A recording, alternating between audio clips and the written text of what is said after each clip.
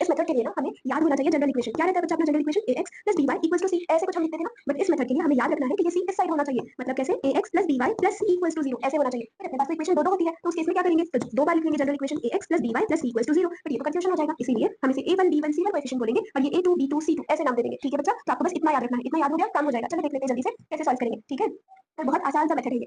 चलो यहाँ पे बच्चा फर्स्ट इक्वेशन गिवन है, ये 17 इस साइड होना चाहिए ना, देख लेते हैं। तो ये 4x + 3y is equal to है, तो ये +17 इधर गया तो -17 इज इक्वल टू 0। हम इसे कंपेयर करेंगे किससे, जनरल इक्वेशन से। तो आपको लिखना है comparing the equation given equation with general equation ax है ना, a1x + b1y + c1 = 0, उसे हम कंपेयर करने वाले हैं। ठीक है, मैं पहले दोनों इक्वेशन लिख देती हूँ। तो ये 3x - 4y + 6 is equal to 0, ये दूसरी इक्वेशन हमारी है। ठीक है, तो हम इसे किससे कंपेयर करेंगे, ये इक्वेशन 1 और ये इक्वेशन 2। जो पहली इक्वेशन a1x + b1y है ना + c1 इज इक्वल टू 0, और दूसरी इक्वेशन को किससे कंपेयर करेंगे, a2x + b2y है ना + c2 = 0। बच्चा कंपेयर इसे हम इससे करेंगे और इसे हम इससे कंपेयर करेंगे। ठीक है बच्चे, तो a1 का वैल्यू कितना आ गया, लिख लेते हैं यहाँ पे। a1 आ गया 4 है ना, b1 कितना है, देखो कंपेयर करने पे b1 की जगह 3 है ना, और c1 कितना है -17 है। फिर इसे कंपेयर कर लो इससे, तो a2 कितना है, a2 का वैल्यू हमारे पास 3 है ना, तो पहले ये a1 b1 c1, ये a2 b2 c2। ठीक है, तो a2 है 3 और b2 कितना है बच्चा वैल्यू -4 है ना, और c2 कितना है 6। तो हमें वैल्यूज मिल गई। अब क्या करना है, x और y फाइंड करना है, क्रॉस मल्टीप्लिकेशन मेथड। अब हम इसे कैसे लिखेंगे वो देखते हैं। x b1 b2 c1 c2 है ना, y ये जहां पर खत्म हुआ उसी से शुरू करना, c1 c2 और यहाँ पर बचे a1 a2। ठीक है, a1 a2 और 1 ये a1 a2 है ना, तो a1 a2 और कहां पर, यहाँ पर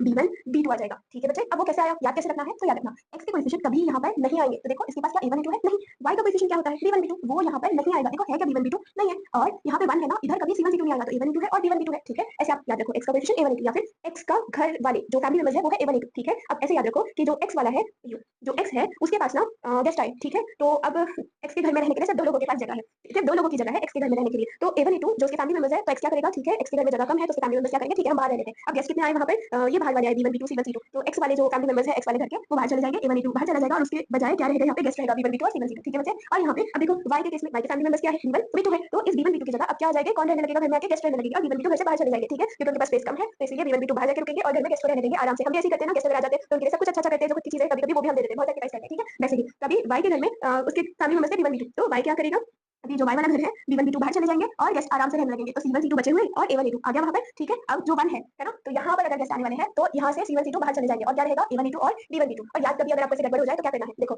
x अपॉन में क्या आने वाला है, तो x के कोएफिशिएंट तो बिल्कुल नहीं आने वाले हैं, मतलब a1 a2 नहीं आने वाले हैं। तो शुरू कैसे करना है, b1 b2 लिख देना आराम से, साइड में c1 c2, a1 a2 तो नहीं आने वाले हैं x के नीचे। ठीक है बच्चे, तो हमने b1 b2 लिखे और यहाँ पे c1 c2 लिख दिए। अब is equal to y upon में कुछ लिखना है, जो यहाँ पे खत्म हुआ था c1 c2 उसी को इधर लिख दो c1 c2। ठीक है बच्चे, अब y के यहाँ पे उसके कोएफिशिएंट तो नहीं आने वाले, b1 b2 नहीं आने वाला, तो बचा क्या फिर a1 a2 बचा, वो लिख देंगे। ठीक है बच्चे, और अभी जो a1 a2 था, यहाँ a1 a2 था उसी को यहाँ पे लिख दो a1 a2, देखो यहाँ c1 c2 इधर आ गया c1 c2, फिर ये a1 a2 है तो इधर आ गया a1 a2। ठीक है, इसके अलावा क्या आएगा यहाँ पे b1 b2 आ जाएगा। ठीक है, तो आप ऐसे याद रख लो, बहुत ज्यादा आसान है। अब क्या करना,